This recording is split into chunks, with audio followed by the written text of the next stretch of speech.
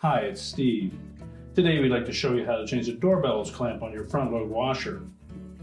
If yours is broken or is rusted, you may need to replace it. It's a really easy job, so let me show you how we do it. Now we begin by opening up the door.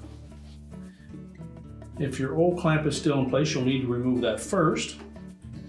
And down and around the 6 o'clock position is where the spring should be located. So take a small flat blade screwdriver and go into the loop on the end of that spring, and then carefully pry out without damaging the bellows. You can stretch that spring a little bit, enough to remove the old one and discard it.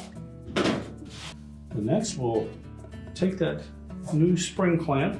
First of all, make sure that the bellows is fitted firmly into the groove around that front panel. Now we're keeping a little tension on that wire. We're going to pull on that spring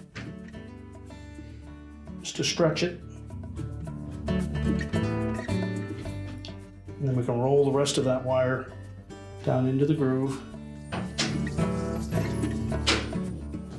Now if you have a hard time doing that with your hands, you can also grasp the end of that spring just with a pair of needle nose pliers, but you want to make sure that you keep it tight up against the bellows and pull in this direction, not outward.